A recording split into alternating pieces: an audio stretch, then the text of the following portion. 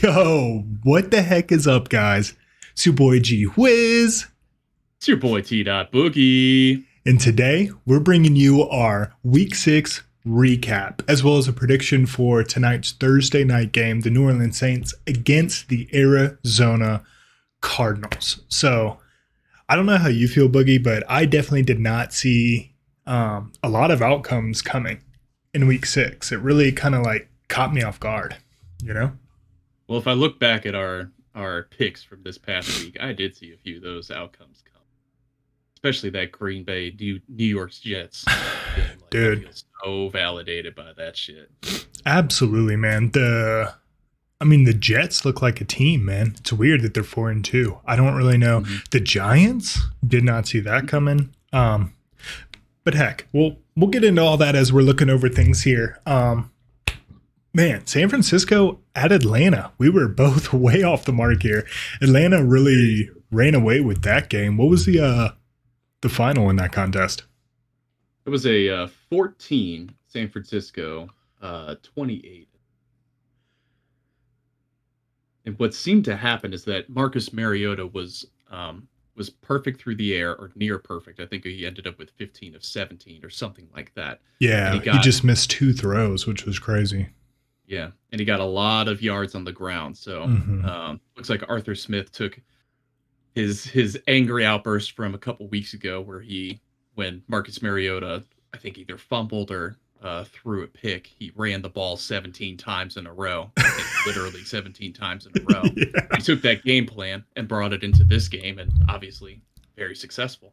Yeah, it worked. I mean, I think San Francisco is just running it on the ground. They're just running it. Or San Francisco. Thank you, Brain. Yo, what's up? I'm Garth. Yo, Atlanta just ran it on the ground, and really they're a run-first offense. That's really what they've been all year. So it should give us some trouble this weekend when the Bengals host the Falcons, but we'll talk about that on Saturday. Really, when I look at this Atlanta team, man, Marcus Mariota, when he made the throws, they were effective. And I think that's really what they were looking to do. And they did it well. I'm very surprised that Shanahan lost this. It just, I don't know, man. Really caught me off guard. I don't know about you. I think what's the most amazing about this game is that during those 17 straight runs that Arthur Smith did a couple weeks ago, he discovered that he has quite a few dogs in his running back room. So I think he's going to continue to ride them moving forward. And Shanahan, he's got to figure it out for next week. Yeah, no doubt, no doubt. I'm really hoping Jimmy G gets it together, man, because they got a great team.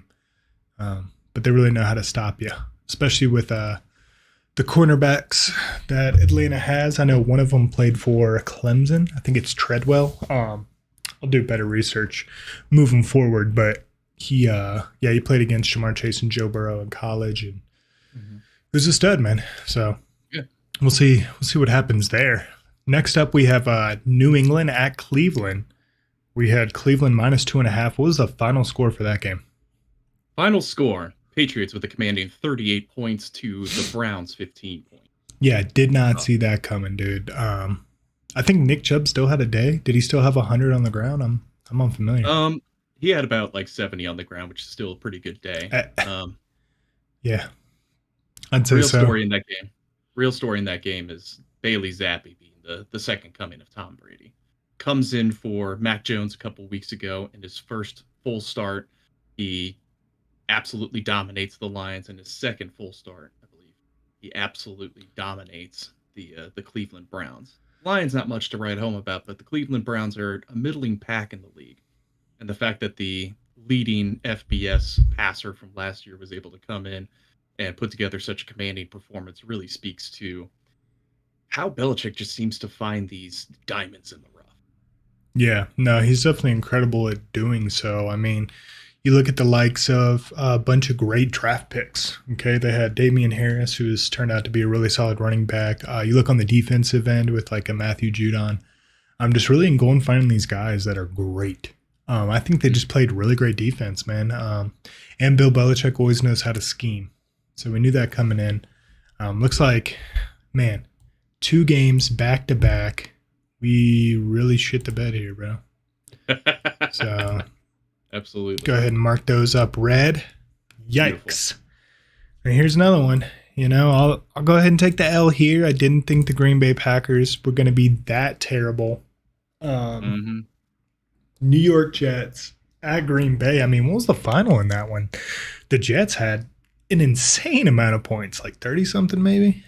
Uh, it was only 27, but the Packers only had 10 points. 10, man. The Packers look like, I mean, forgive me for saying so, but they look like shit, dude. Like, They do.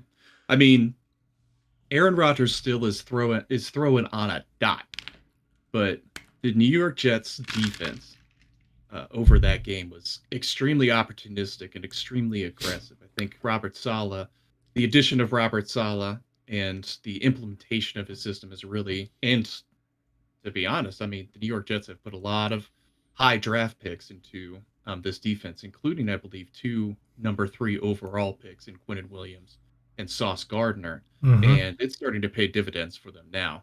100%. I mean, Sauce played. What we thought. Yeah, go ahead. Oh, my apologies. Just what we thought was one of the premier offenses in the league. And I mean, now the Green Bay Packers are at 3-3. Is that true?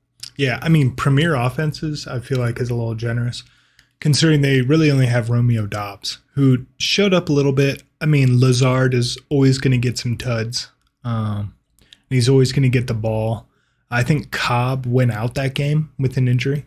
So really, you're just relying on Romeo Doubs and Adam Lazard. But it's tough, man, because Aaron Rodgers really has no one to throw to. Like, let's keep it real. It really shows how much Devontae Adams made the Packers what they are. And I think moving forward, I mean, obviously Romeo Doubs is going to get his and Lazard, but they need to get A.J. Dillon involved. It's one thing I've not been seeing this year.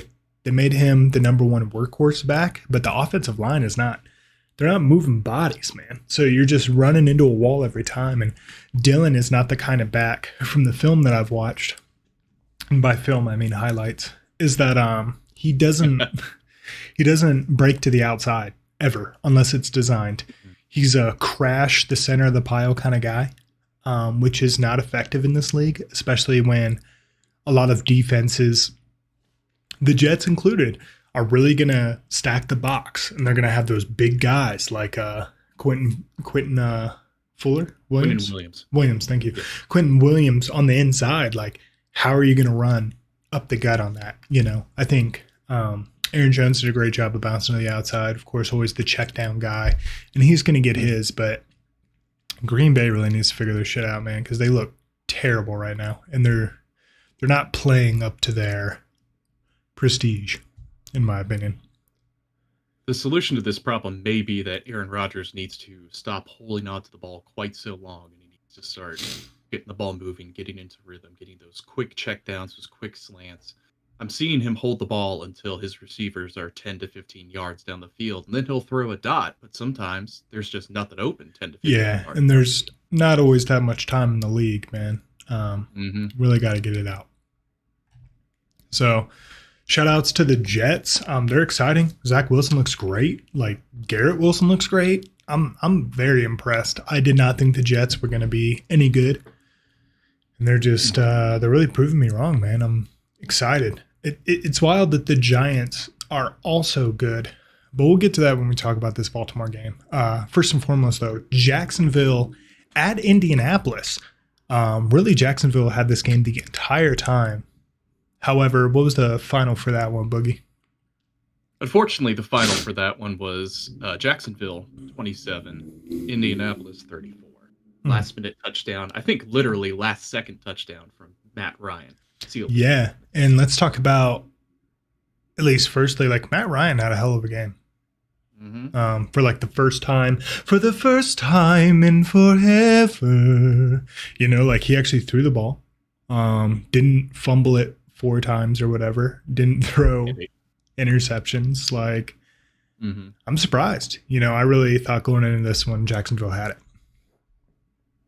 I'm not sure if it's more the offensive line or just the fact that the Colts have found another diamond in the rough, but the backup running back for the Colts got some good runs out there, kept the legs churning, and looked really great in replacement of Jonathan Taylor for the game. Yeah, is that Naheem Hines? No, I believe Naheem Hines is out with an injury. I can't remember the fella's name. Oh, okay. So this First is name like starts a with a J, but yeah. So yeah, this is like a uh, third string back. That's crazy. I mean, hey man, mhm, you know you need people to step up. This is a men's league. You're getting paid, so step up, man. You know you're getting paid for a reason. absolutely. Good for them, man. I mean, Jacksonville did not get it done today. Hopefully they can rebound. Definitely one of my favorite auxiliary teams. If you may not know this, of course, our favorite team is the team bias Cincinnati Bengals. But Boogie and I also have alternative teams, you know, if we're on a bye or if we just want to see someone else succeed. Mine's Jacksonville. Good old Fred Taylor got G involved with Jacksonville back in the day. Yeah, back. Guy should be in the Hall of Fame. Yeah, I know, dude. But whatever. That's neither here nor there. Boogie, what's your favorite alternative team? Oh, my auxiliary team is playing tonight. The Arizona Cardinals. They're my NFC team. Got involved with them when I got a Jermaine Gresham jersey right before he left the Cincinnati Bengals 2 months later. Followed him to Arizona. Been watching them ever since. Nice, man. I Hell am yeah. I am suffering. Yeah, I mean, for now. You know, you never know. Let's Call of Duty, the campaign came out today, so who knows how Kyler's gonna play tonight. I know it's a meme that we keep talking about this shit, but you never know, man. I mean, it seems pretty consistent, you know, otherwise there wouldn't have been a clause in his contract. But I digress. Let's talk about a surprising 5-1 team here. Minnesota at Miami. Minnesota -3. Minnesota really tore it up. Let's not. Minnesota was looking challenged in the first half. Dalvin Cook with 1 yard at halftime. Mhm. Kirk Cousins with a pitiful amount of yards at halftime. They really Absolutely. turned it on in the second half. Yeah. I mean, you know, your third string quarterback, Thompson, doesn't usually, you know, play defense. So I'd say that Minnesota really had their work cut out for them in the first half. I completely agree. But they made the right adjustments, man. They doubled Jefferson over the top. So Thielen had a day. And Yeah. I mean, personally, I forgot about Adam Thielen. Oh, You know, white like, boy gritty spotting. Thielen hitting in the end zone. yeah, exactly. It's it's absolutely insane to think about though, just because you know we talk about Cooper Kupp, great receiver. Thielen was the guy, and then Jefferson comes on the scene, and now he's the guy. It's like it's wild to think about. You know, there's a lot more confidence in that room in general. Mhm. 5-1 though, is that real? Is it real? I mean, if Zimmer was still the head coach in Minnesota, I don't if know, Zimmer man. was still the head coach in Minnesota, I would say no, this is not real. There's going to be some epic collapse in November and December, and there may still be because Kirk Cousins generally doesn't perform well, outside of domes. Which thankfully the Vikings built a dome for Kirk Cousins, along with giving him $500 million guaranteed over the last several years. But Yeah, uh, that's it might be crazy. real. They've got such Yeah. great skill position players. They still, Thielen obviously still has gas in the tank. Of course, Justin Jefferson, one of the best, if not the best, receivers in the league. Dalvin Cook still getting it done out there as Hmm. a premier running back. They may just have the horses to make some noise coming up here in December and January. Yeah, I agree with that, man. I But mean, you know, it might be. we talk about it every year. You know, we've got the first third of the season done. Really, it's the back half of the season after the bye. It turns into a run heavy football. So if you don't have running backs, like it's easy to pass when the weather's warm, but as soon as it starts getting cold, as we always know, man, it becomes like who can bang the rock. And I think Dalvin Cook could do it. Minnesota's got a great O line. We'll see, man. We'll see. Mhm. But definitely the best game of this weekend. Cincinnati at New Orleans. Cincinnati -3. Of course, we swept this one. They won by 4, 30-26. Joe Burrow, 300 yards. They ran.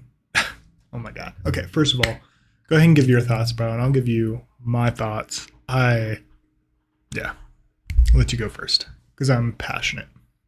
We talked about this being a must win for Cincinnati and a get Mhm. right game for Cincinnati. And I think not only was this a get right game for Cincinnati, in which they scored 30 points for the first time this season, but this is also a get right game for.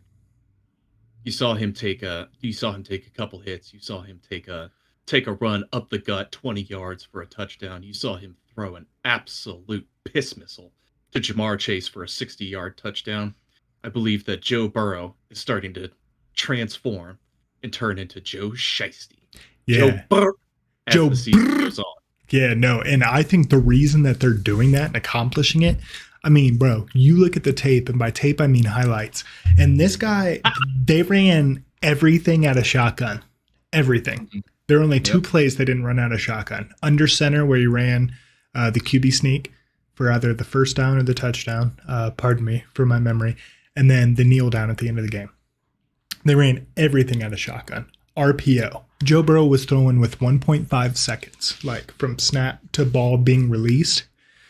It's insane, man. Like, who needs an offensive line when you're throwing like that? You know? And of course the offensive line's going to play good when you're not holding the ball ever. You know, Tyler Boyd got involved. T. Higgins had like 2 or 3 drops. Uncharacteristic of T. Higgins, but he really got his act together in the second half. I think that, dude, I'm so excited because if the Bengals can run everything out of shotgun moving forward, I think that, you know, teams are going to be confused because it keeps them honest. Like if you play 2 safeties deep, then we're going to run the ball. You know, we're talking about Joe Mixon, who had 8 carries at like 5.3 yards apiece. So, I mean, even if we're not running it, you know, the most in the league, which Joe Mixon had the most carries and was just so inefficient in the league this year. Now, you know, these past 2 weeks, we've been running it for like 5.5 per and out of shotgun, which is really allowing us to, you know, do zone runs, to do a lot of play action. Because if they pull their safeties down into the box, we're going to hit the outside with Higgins and Chase. We utilized over the middle of the field a lot, which I'm very, very impressed by. We actually started throwing in the middle of the field, which we haven't done all year. And, I mean, holy shit. Let's talk about the defense, dude. Not allowing a touchdown in the second half again. Dude, they kicked like 4 or 5 field goals, man. That shit was just insanity. You know? And every time we just kept driving down the field. I'm very, very impressed with the Cincinnati Bengals offense. I think if they can get more comfortable and figure out what they want to do, I think the RPO is definitely it because it keeps everybody honest. It's like, okay, well, you can't play, you know, 2 high safeties anymore. Otherwise, we're going to run it for 5, 6, 7 yards. And then as soon as you pull your safeties down into the box, we're going to hit you over the top. With Chase, Higgins, and Boyd, like... Easy peasy. Yeah, dude. I'm excited for this Bengals team, dude. Which way you're going to get cut. Yeah, absolutely. Yeah, exactly. I feel like... Yeah, go ahead. Okay, yeah. A couple more things to keep in mind as we move forward. It's week 6. This offensive line is starting to gel, starting to understand each other, and starting to understand how to work with each other. Mm-hmm. But something that we do need to watch out for, as you mentioned earlier, coming up this week against the Atlanta Falcons, we were getting absolutely gashed on the ground with the Saints running game. While the Saints have one of the more premier running games in the league, along with that addition of Taysom Hill as a triple, quadruple threat. I don't know what the fuck he is, but he's killing it. Like, he is. Good for him. He is. The defense really needs to watch out and commit to stopping the run against this Atlanta team that Arthur Smith, coming from the Tennessee Titans, where obviously he made a name for Derrick Henry, helping him get to, you know, a 2,000-yard season, and putting the Tennessee Titans in position to be one of the best running teams over the past several years. And with everything that we've seen from the Falcons over the last 2 weeks, we really need to watch out for that run game, because if they can get a commanding lead in the first half, it may not matter that we don't give up any second half touchdowns. That's real. They just all blow away in the breeze. Mm-hmm. And without a Cordell Patterson, I mean, I think we're going to see a similar defensive mindset as what we played Lamar Jackson as, right? Sam Hubbard's really going to seal that edge, man. And I think that really it's just going to be about filling the middle. With Logan Wilson out, it's going to be a little tougher. Luckily, we're not playing Lamar Jackson, right? So I feel like Mariota will be easier to contain. Do me a favor, Boogie. Go ahead and pull your mic just a little bit closer to you. You're cutting out just a touch when you're talking at regular volume. Yeah, I just think that really, if we seal the edge, we force Mariota to run in the middle. You know, we got Jermaine Pratt there. Um, you know, DJ Reader may be coming back for that Cleveland Browns game, which we really need. But I don't want him to come back if he's not ready, because the last thing we need is to mortgage our playoff chances this early in the season, right? And BJ Hill is looking like a champ in the middle. He's really stepping up ably in DJ Reader's absence. Dude, 1,000,000%. Well, I'm gonna mark these up green, bro. We're moving on to the next one here. Houday, by the way. Houday. 30-26 Houday. Nice. All right, Baltimore at the New York Giants. And this one really really got me off guard. What was the final in this one, brother? Final was Ravens 20, Giants 24. Wow. Yeah, but it didn't even look that close the entire time. Let's keep it real. The Giants really commanded that entire game. I don't know what the fuck Baltimore's doing, man. Like, they just shined. Thank you, brain. They just signed Deshaun Jackson. He's like 30 something.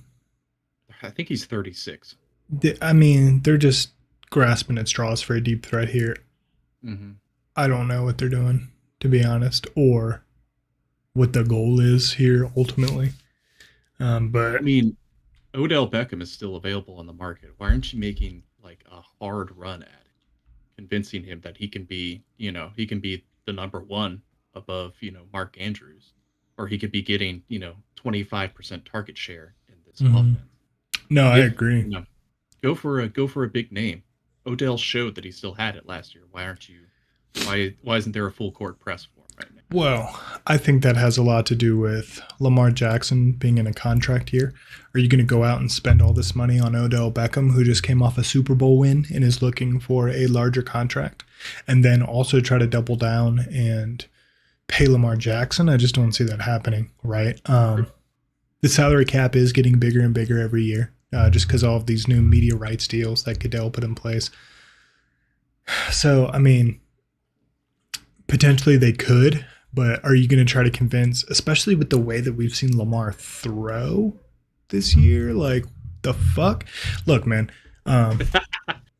just being like biased, we didn't have T. Higgins in that Sunday night game. And if we did, I feel like we would have fried. Baltimore should have had 35, 42 points.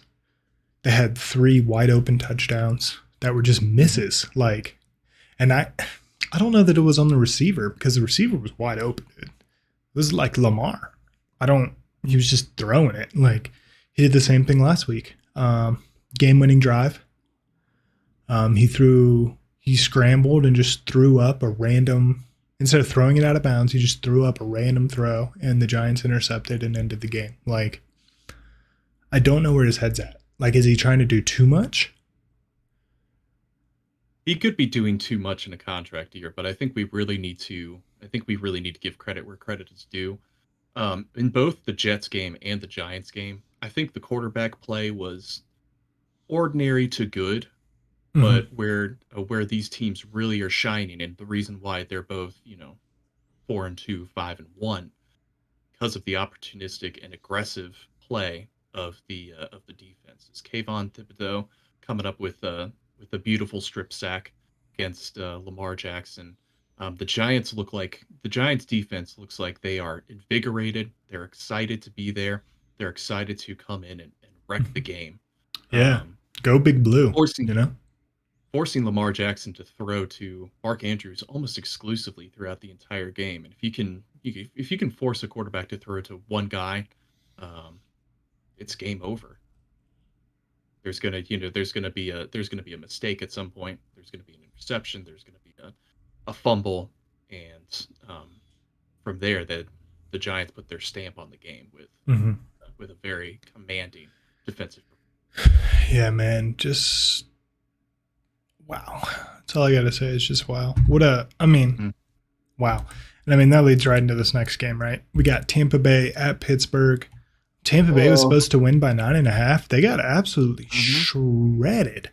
Kenny Pickett came in and played great. Mitch Trubisky finished a game, which I didn't see that happening. That really surprised the shit out of me. Mm-hmm.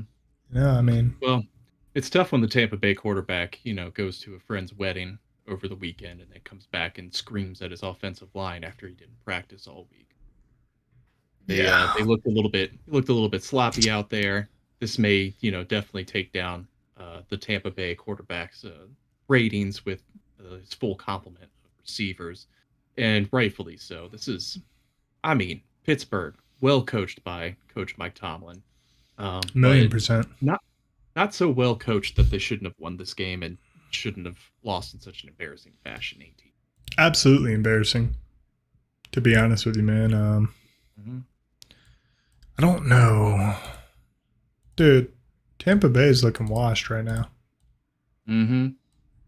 It's Yeah. troubling. I mean, there's so many of these teams that have been, in the Premier, especially last year, and all of them just looking rough. Baltimore, Tampa Bay, Green Bay, all these teams that, Cincinnati, the Rams. yeah. Mm-hmm. Well, that's that Super Bowl hangover, isn't it?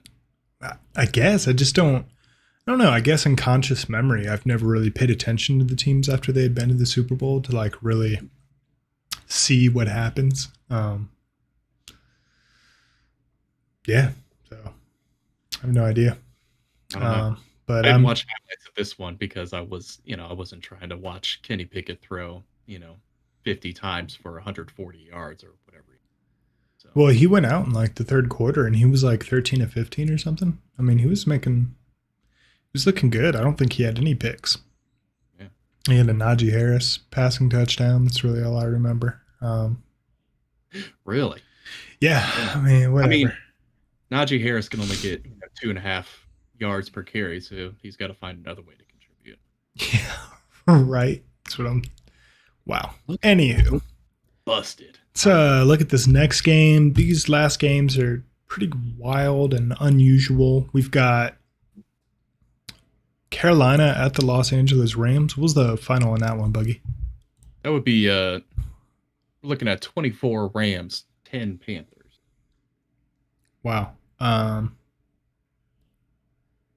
You think in a man's league they would not be able to cover that spread, especially with how rough they've been. Yeah, I know, Like dude. Tell me about it. I mean, Carolina Panthers, who knows what they're doing? That should be an easy dub for us. It should be. I'm excited we're going to that game. Hopefully we'll be 6-3 going into the bye. We were 5-4 last year going into the bye. Get more commanding position before we leave for the bye. Yeah, exactly, dude. Like, I don't know, man. It'll be nice to go into a bye being up. Like way up. And this AFC North is wide open, man. Mm-hmm. Especially with Cleveland losing. Baltimore losing? Like, what? So I think we still may be the top team in the AFC North. I didn't see it coming. I thought Baltimore would have been, Absolutely. leagues above by now. But what are you gonna do, man? I don't know what they're doing, bro. Next up, oh, go ahead. Not yet. I think what's best about this game is that Coach Steve Wilkes, the interim coach for the Carolina Panthers, sent off Robbie Anderson, and not one day later sent him to Arizona for a couple future picks. Steve Wilkes, the coach who was discarded by Arizona for a mediocre white man, then discarded a player that he didn't like right back to Arizona. Yeah. Just a really beautiful circle, in my opinion. That's funny, actually. I didn't know that. It's hilarious. Speaking of Arizona, we got Arizona at Seattle. Arizona minus 2.5. What was the final in that one? Did Seattle win? Of course they did. Yeah, it was 19 Seattle, 9 Arizona. God, bro. Oh boy, what's going on with this? Challenging. I don't know. I think Hollywood Brown is out with a foot injury. I'm not sure. I haven't actually looked into this yet. That's one of the reasons why they got Robbie Anderson, is because they need speed downfield with DeAndre Hopkins returning this week. Is he returning? From his suspension. Yes, he's returning for this Thursday night game. Okay, sick. That should be exciting then. We may see an entirely different team, man. Like, he makes all the difference, and I hate to say that especially with such talent that they have a quarterback. Mhm. But he demands, and I mean demands respect. He Always. does. He's so good. And Roby Anderson now at fucking Arizona. I don't even know, man. I always thought he had cool hair, but he was just Yeah. okay in Carolina. Like he never did anything. Cam couldn't throw to him. Darnold couldn't throw to him. It's like this dude was drafted high, if I remember correct. He's actually an undrafted player, but he's an absolute speed demon. Really, So I yeah, was I believe unfamiliar. I did so. not know that. I just knew he Believe he was is. the number one in Carolina because who they have DJ Moore and Mhm. triple question marks. I don't even know, man. Like nothing jumps off the page to me about Carolina. What's going on with DJ Moore? He's supposed to be one of the, the premier young receivers in the league, and I have not heard word one about the guy. Is he injured? Is he no longer in favor in the system? I Because think it's Hurt just quarterback Hurt is play, taking man. over. Yeah, it's troubling. Yeah, Yeah. it's been rough down in Carolina for a few years. Let's see if Steve Wilkes can turn it around at all and maybe earn himself a promotion to regular head coach yet again and another try. We'll We'll see. see, dude. We'll see, man. They need to get Christian McCaffrey more involved. Like he's your best player. You need to get him in Mhm. space more, not just to check down, but like I don't know, scheme up for him. Give him a chance. I just don't know, man. Like they just confused the shit out of me. Let's stop talking about Carolina. Let's move on Yeah. to Buffalo Poverty at bridge. Kansas City. Yo, shout Mhm. outs to Buffalo for really getting it done. Man. Incredible game, exactly as advertised. What Yep. ended up being the final here? I know it was only like 4 points, wasn't it? It was. It was the Bills 24, Chiefs 20. Josh Yeah. Allen making those big boy throws and big boy runs. Hmm. Just looking absolutely impressive out there. I Yeah. stopped watching the game halfway through because I was like, God, he looks too dominant. I'm gonna lose my bet. I can't even watch this anymore. It hurts. It I hurts so mean, bad. that's honest. And I watched it and I was just impressed, man. Like, really, the defense came up big. They really got to Mahomes when they needed to. Yep. And again, Josh Allen, dude, what a stud. Man, I'm hoping to see on this Monday night game, Bills, Cincinnati. I think it's on like January 2nd or some shit like that. Dude, we may have to fuck around and go to that game, Tyler, because it could be for first place in the AFC. Could. Could be. Could. Yeah. Um, I think this is the third game in a row that Josh Allen against the Kansas City Chiefs has had over 300 yards passing, mhm. 3 touchdowns, and no interceptions. And I think in the past 3 games he has 10 touchdowns, no interceptions. He apparently he has Spags figured out. Mhm. KC can't do a thing to stop this guy. I mean, much like another team that we know and love, Team Bias, who always seem to beat the Chiefs for some reason. Joe Burrow has not lost. But that's neither here nor there. Let's talk about this Dallas and Philadelphia game, which really got out of hand fast. What was the final of that one? Did they cover?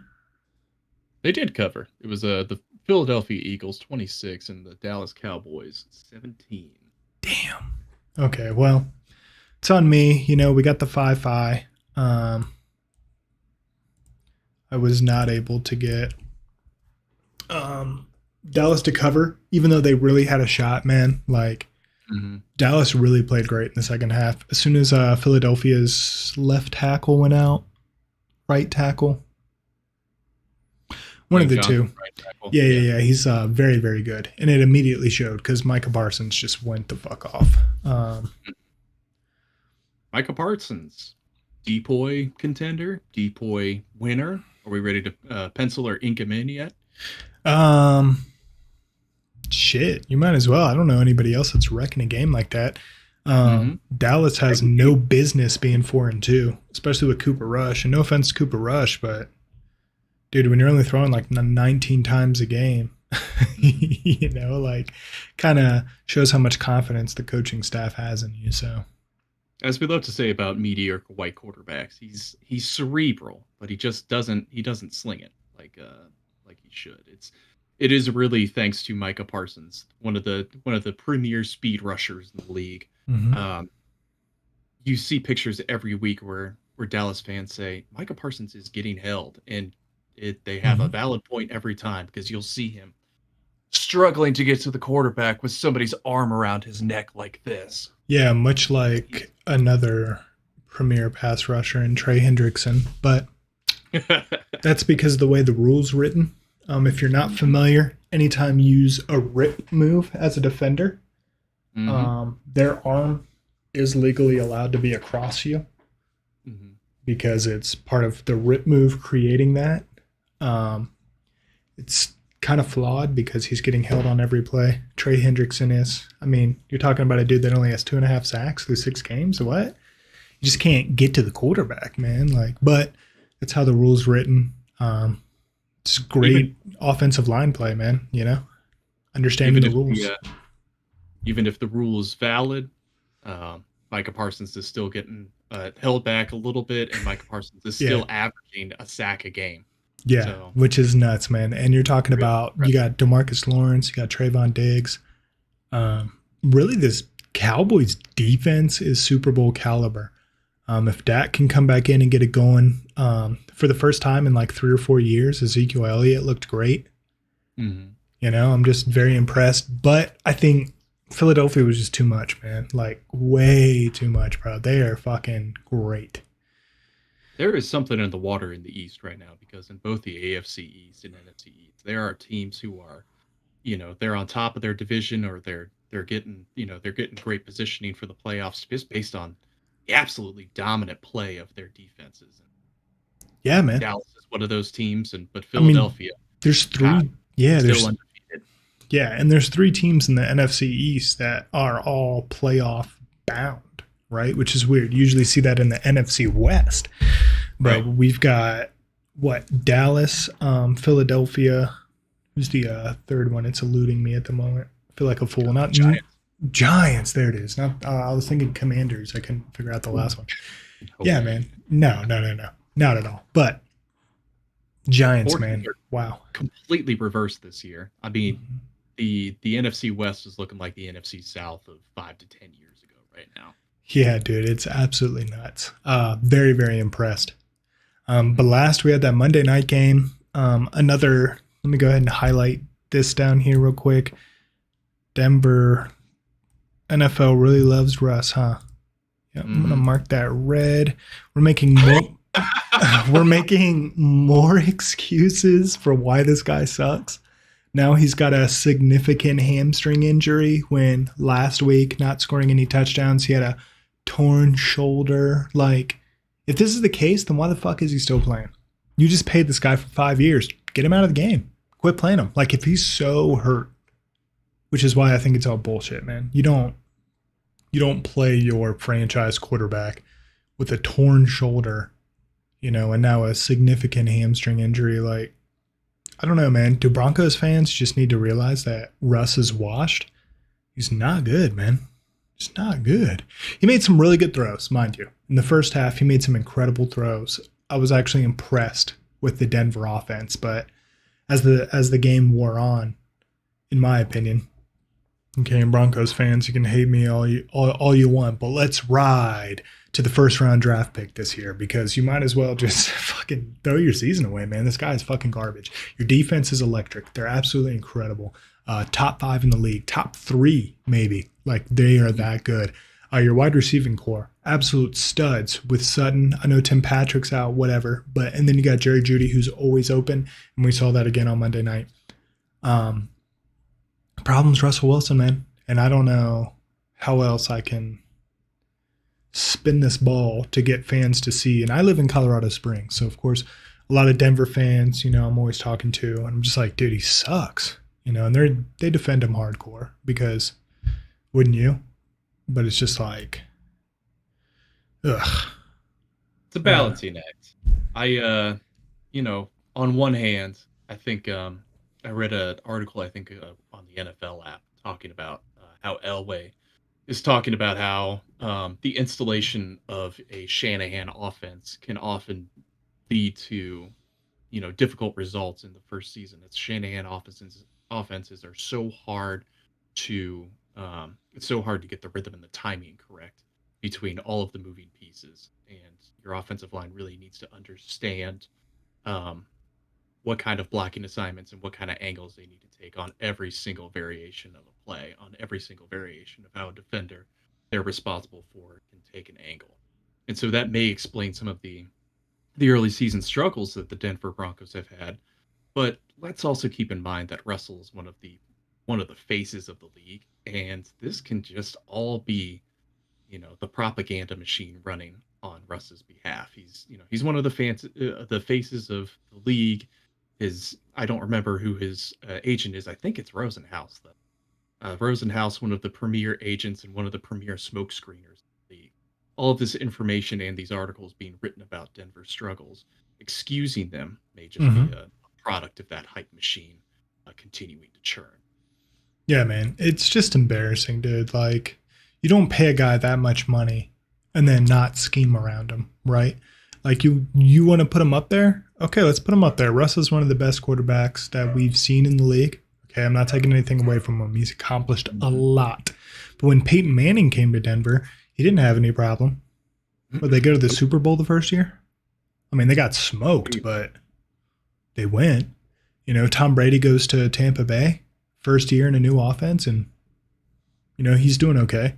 I don't know, man. I find it very hard to believe that you're going to instill like this brand new offense. Okay, you're going to bring this quarterback who's extremely intelligent and can learn fast, which is one of his traits coming out of Wisconsin. And that's why he was so successful with Pete Carroll, because he's very, very intelligent. Like one of the smartest quarterbacks in the league. Okay. And you're telling me that he can't figure it out with his receivers? I'm just not buying that. Like, this guy is hyper intelligent. I'm not buying that, he can't get the rhythm and timing down. Especially it's week 6. Okay. Like, you guys have had training camp. It's been 6 weeks of real time shit. Like, we see adjustments from all these other teams, but for some reason Denver can't do it. I just, it's not working the way it's constructed right now. Simplify it. Make it, go for some concepts that Russell's familiar with. He's good at. Yes, exactly. Go for the deep ball more. No. They need to stop that shit. That is why Russell was playing bad, because the first 3 weeks, all he did was throw the deep ball to Sutton or Judy. It was just, streak down the sideline. I'll just throw it up to you. That shit did not work. Stop doing that. Trade for Tyler Lockett, and then all the problems will be solved. Oh, God. Could you imagine? That would be the worst. It's just so stupid. Last but not least, let me just put a pin in this. Throw over the middle, Russ. Throw the fucking ball over the middle of the field. Jerry Jeudy is wide open all the time, and he makes big plays all the time. Just throw the fucking ball over the middle of the field, dude. What are we doing? You just want to throw it outside all the time. Stop doing that. You're not playing possession football. There's no reason to do that. Like, fucking strike the middle of the field, move the chains. I mean, fucking Latavius Murray looked great. Much better than fucking Melvin Gordon, who looks washed as well. Melvin Gordon's been washed for 3 years. Let us not kid ourselves. Yeah. So as soon as we get Jamal Williams back, they'll be playing a lot better. Hopefully. Jerry Jeudy, part of one of the most legendary Alabama wide receiver rooms of the last. Just get the ball in his hands and let him get that yak. Mm-hmm. He's a yak specialist. Get the ball in his hands. Stop fucking around. Exactly. So, all right, let's go ahead and finish up our props here, dude. Looks like this did not go. Jamar Chase had a day in his homecoming resurgence. Mm-hmm. Very impressed. Justin Jefferson did not have the day that I was hoping for. Didn't even get a touchdown. Very surprising. Minnesota still got the dub, so good for them. How did yours go, Boogie? Unfortunately, didn't hit. They did get to about 300 yards, 300 rushing yards combined. But when I watched the highlights, I didn't notice Saquon Barkley until like deep into the second half. So I don't think he had the day I was expecting. And neither, of course, did Danny Dimes. Yeah, I agree, man. So, all right, I think now it's time to go to this week's game, Week 7. Holy smokes. Got the New Orleans Saints at the Arizona Cardinals. Arizona -2.5. What you thinking, brother? It's generous to keep giving Arizona the benefit of the doubt. I will, as they're my team, I will take them. You know what? Give me Arizona too, and then continue. Oh. Sorry, I don't mean to interrupt you. No problem. This is one of the last weeks before, Call of Duty. There's three things that's certain in this league. The Bills are dominant. Aaron Rodgers is on ayahuasca for every game, and Kyler Murray is going to be absolute fucking garbage in November and December because he's going to be playing Warzone too much. This is the last week before Call of Duty comes out. Kyler Murray's just gotta just eke out one more win so you can coast to the end of the season with, get a 8-9, 9-8 record and just keep it going for another year. DeAndre Hopkins is coming back. Robbie Anderson's injected into this offense. Unfortunately, I think it's not going to do much. Yeah. Yeah, Marquise Brown is out. But this is, if you're going to win a game, if you're going to score 30 points in a game, this is the game to do it. Get DeAndre Hopkins the ball. Let him get possession. Let him get the 10 yards that you need. You finally have your chain mover again. Just do something. Do something, please. But I don't know if the Arizona defense can stop the Saints' run game that we saw against the Bengals last week. Yeah, we'll just have to see. I think it's almost really unwise of me to actually take Arizona in this game. I should take New Orleans in the points, but I got to do it for the team, Yeah, and I think with DeAndre Hopkins, it's going to keep the Saints defense, honest. They like to play a lot of man. It's going to give Zach Ertz and DeAndre Hopkins a lot of opportunity to make some big plays here. And I think maybe James Conner can actually run the ball now. Hands are up here. So we'll see. I don't know, man. Whatever. But yeah, Boogie. Cool, man. Yo. Great job wrapping up week 6, man. We got a big game tonight. Any final words you want to shout out there before we wrap up here? I'll just say good work this week, G. Yo. Nah, great work to you, Boogie. Yeah, guys. It's been an absolute pleasure. Once again, these are the Two Dope Bros. I'm from one Two Dope Bro to another. Have a great day, guys. Peace.